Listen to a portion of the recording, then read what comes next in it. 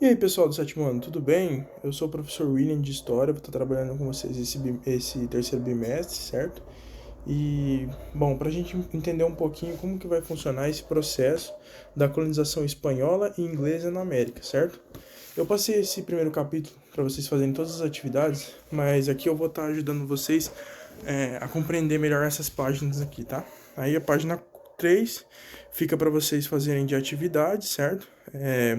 Entender um pouquinho como que funcionou a conquista de Tenochtitlan, que era a capital do Império Azteca, né? Toda essa relação com os espanhóis, tá? Aí vocês fazem a página 3. E na página 4 é para observar esse trecho aqui de Colombo, né? Como ele descreveu os nativos americanos, tá? Daí o próximo parágrafo aqui ele vai trazer o contato do Hernán Cortés, que era o conquistador espanhol, com o Império Azteca, né? Que ele tinha um conhecimento que esse império era muito rico, né? Tinha uma grande quantidade de ouro e riquezas e era muito importante para eles ter esse contato com os astecas para conhecer a cultura, né, e estudar um pouco como funcionaria para eles posteriormente fazer uma invasão a esse império, certo?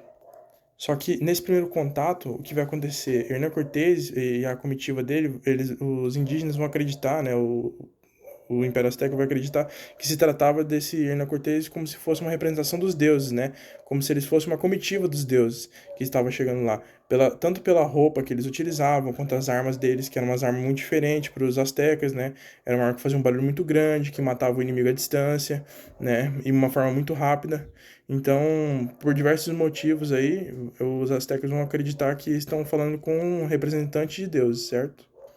Isso vai facilitar muito o Hernán Cortés conseguir dominar esse império. Mesmo ele tendo apenas 600 homens contra um exército estimado de 100 a 200 mil homens no lado azteca, ele vai explorar a divisão da sociedade azteca, né? Porque a sociedade azteca, o povo azteca mesmo, era só a elite que dominava essa sociedade. Existiam diversos outros povos que estavam subjugados por esse império, certo? E esses povos subjugados, eles constantemente sofriam ataque dos astecas para poder capturar soldados dos outros povos e sacrificar eles, né? Quem assistiu aquele filme Eldorado da Disney vai observar toda essa questão do sacrifício, de como eram as construções deles. Se também quiserem aprofundar mais no conteúdo, também tem um jogo muito interessante que é o Age of Empires 2, que ele vai trazer uma campanha inteira falando sobre como foi essa conquista dos espanhóis, certo?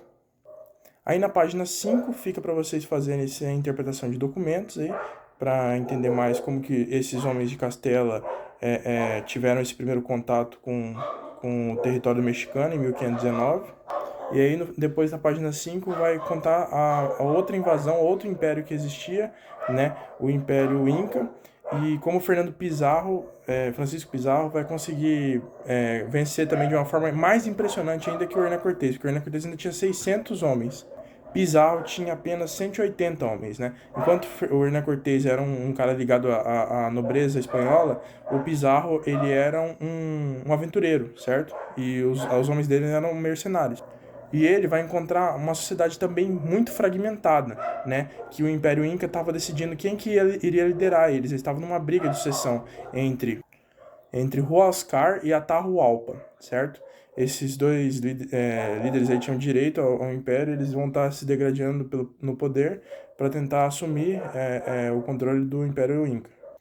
Aí na página 6 vai ter essas atividades para serem feitas, né, sobre o Eduardo Galeano, um historiador que vai trazer é, esse textinho, esse fragmento de texto aqui para vocês compreenderem melhor sobre os armamentos, né, como que foi os equipamentos que eles utilizaram, os espanhóis. Depois, na página 7 vai ter toda a organização da administração da América Espanhola, né?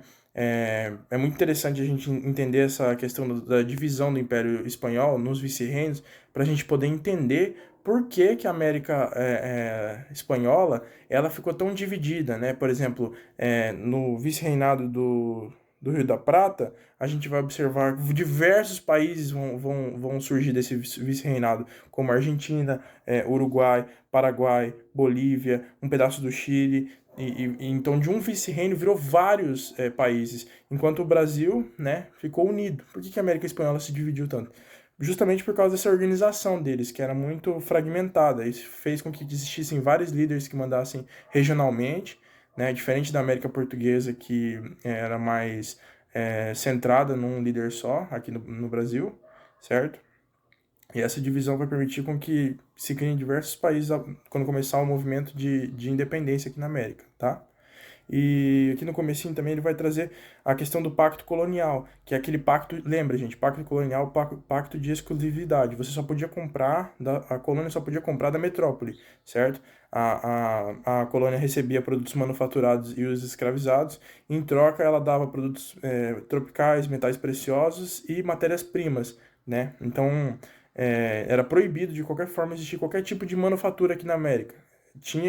Só podia ser comprado da metrópole. No caso, o Brasil só poderia, a colônia brasileira só podia comprar de Portugal, certo? Ou no máximo comprar produtos ingleses que eram revendidos em Portugal. Bom, aí a gente vai continuar aqui na página 8, né? Ele vai trazer essa imagem de Potosí, uma cidade muito importante na produção, na extração de prata, certo? E no primeiro parágrafo ele vai trazer ali falando sobre os adelantados, né? Que eram exploradores particulares e eles tinham que entregar um quinto da extração deles de prata para para a coroa espanhola em forma de um imposto. Bom, conforme vai aumentando a extração e vão vendo a importância dessa região, esses adelantados vão ser deixados de lado e aí vai começar a chegar os chapetones, que eram funcionários da coroa que tinham que administrar esse território, porque eles já estavam num processo não mais de extração, de começar a querer povoar essa região, né, e ter o controle da Espanha. E eles vão ter muito poder, né, tanto na questão econômica também como na questão judiciária e executiva, né, que eles vão aplicar a justiça, eles eram só apenas subordinados aos vice-reis, mas eles tinham muito poder nas mãos. E aí vai surgir também os crioulos, que é uma mistura de espanhóis, né, com nativos da região dessas colônias, né. E assim esses filhos de espanhóis com nativos vai dar origem aos crioulos, que eram uma elite local. E eles participavam dos cabildos, que era uma forma de administração, né, era uma era como se fosse a prefeitura do município, né? Era uma câmara e eles podiam votar coisas e discutir problemas que estavam acontecendo na colônia. Bom, na página 9 ele vai trazer a importância da mão de obra que foi utilizada e que foi os indígenas, né? Os indígenas eram peça fundamental nesse jogo porque eles eram a mão de obra escrava que movimentava a economia espanhola, né, colonial. E aí o Eduardo Galeano vai trazer como que isso impactou a vida desses indígenas, né? Que de 20 milhões vão ser reduzidos para apenas 2 milhões de pessoas. E aí vocês fazem esse interpretando documentos aqui da página 9 e na página 10 também, para a gente estudar um pouquinho sobre o Frei Bartolomeu de Las Casas, né? Que vai fazer uma defesa dos indígenas, né? Contra a coroa espanhola que queria continuar escravizando eles, enquanto ele queria que desse liberdade aos indígenas, certo? Aí no finalzinho da página 10 a gente vai ver a colonização inglesa, né? Ele já vai trazer como principal ponto a diferença entre a colonização portuguesa e espanhola da inglesa, né? Enquanto portugueses e espanhóis só queriam vir aqui para extrair as coisas, né? A gente pode observar agora que eu acabei de falar da forma como os espanhóis vieram para cá no primeiro momento, né? Que trouxeram aqueles caras que eram independentes do governo da coroa espanhola e só queriam vir aqui extrair os recursos e dar a sua parte de imposto e só isso. E posteriormente vai começar a surgir uma organização lá dentro da coroa, dentro da colônia espanhola. Já na colonização inglesa, eles já vão vir com o ideal de começar a ocupar esse território. E aí, na página 11, ele vai trazer como um dos motivos para essa imigração em massa a religião oficial da Inglaterra, né, que era a igreja anglicana. E a igreja anglicana vai acabar perseguindo esses cristãos, né, que eram de outras denominações, né, seja católico ou demais protestantes. Então eles vão vir para a América com o objetivo de fugir da perseguição à sua religião. E no primeiro momento já, assim que eles chegarem na Terra, vão começar a organizar uma forma administrativa, executiva aqui na colônia inglesa, igual voltando diferente dos espanhóis e portugueses, que no primeiro momento não vão ter organização nenhuma, enquanto os ingleses já chegam, dominam a terra e começam já a pensar em formas de administrar essas terras. Claro, administrar com governos locais. Aí vocês também fazem essa atividade aqui no finalzinho da 11, né? Organiza as ideias, citar os motivos que impulsionaram os exploradores a colonizar a América. Tá bem fácil, já acabei de falar sobre isso. Aí na página 12 a gente vai observar as 13 colônias, né, nesse mapinha. E desde essa época, a gente já vai começar a observar a diferença dessas 13 colônias. As colônias mais ao norte vão ser mais produtoras de materiais, né? Elas vão começar já um processo lógico, né? Ainda não tinha passado pela Revolução Industrial, mas um processo de produção de coisas, né? Eles vão fazer manufaturas no norte.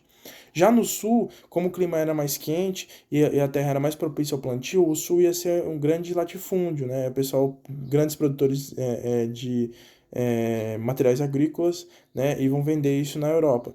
Então a gente já observa essa diferença, que lá na frente a gente vai observar na Guerra Civil Americana, né, onde o Sul vai ser caracterizado por um regime agrário, né, economia fortemente ligada ao regime agrário, e também por isso vão querer manter a escravidão, e no Norte, altamente industriais, né, que queriam a libertação desses negros justamente para ascenderem a ter um poder econômico para poder comprar os produtos do norte, né? Aí vai começar essa guerra civil, e coisa que tem uma forte ligação com o América colonial.